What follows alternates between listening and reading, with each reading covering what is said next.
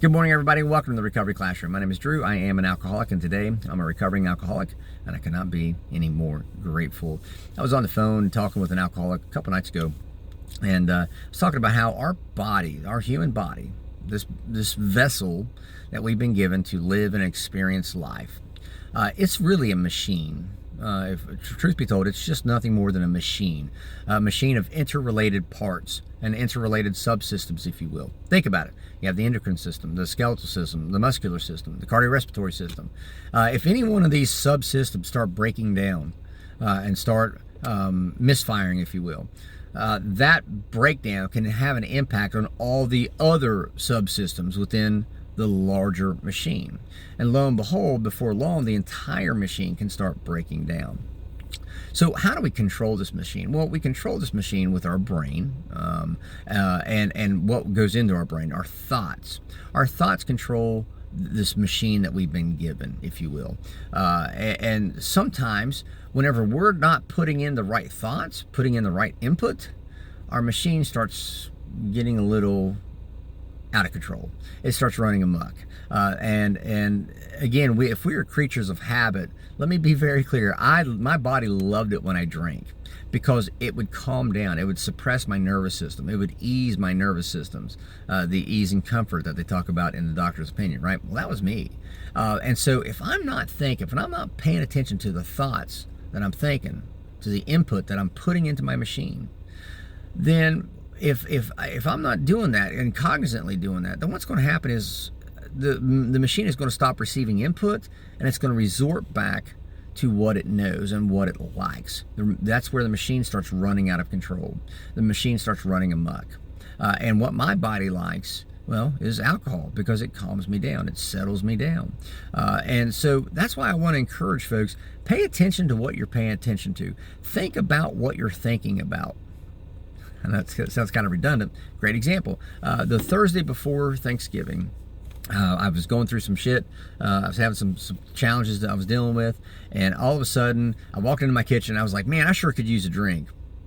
And I stopped. I was like, whoa, wait a minute. Where the fuck did that come from? I couldn't believe it. I got mad. And I was like, wait, that's my addiction. I knew exactly what it was. I knew exactly what drove that. I knew exactly where it came from. It was just a fleeting thought. It was just an absolute fleeting thought. I hope I wasn't serious about it, but it was so how subtle it was is what really shocked me. But I'm aware enough of my thoughts. I pay attention to my thoughts. I pay attention to what I'm paying attention to. And I think about not just my thoughts, but why I'm thinking those thoughts at that time. And I remember I sat and I was like, where did that come from? How did it? And then I was like, okay, it kind of makes sense. I can see it.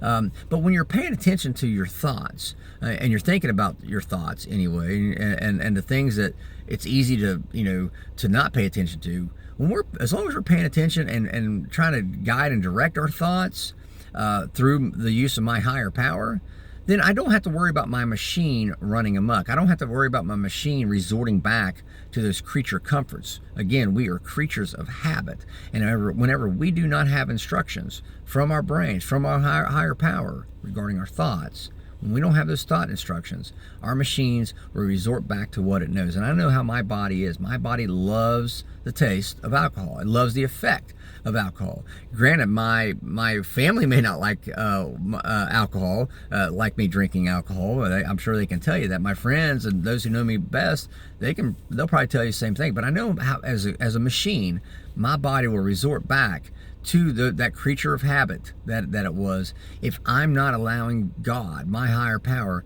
to control my thoughts. And if I'm not putting in the work myself to go, oh, okay, that was a dumbass thought, you need to go call your sponsor, or things like that. I have to pay attention to what I'm paying attention to, and I have to think about the things I'm thinking about. I want to encourage you today, as long as you're trying to do something, whether it be a 12-step program, whether it be a religious organization, religious denomination, whether it just be sitting around at the McDonald's drinking coffee with your buddies, talking about some of the shit you're going through, as long as you're paying attention to your thoughts, you have a lot less chances of your body, of your human machine taken over. You don't want to run on autopilot.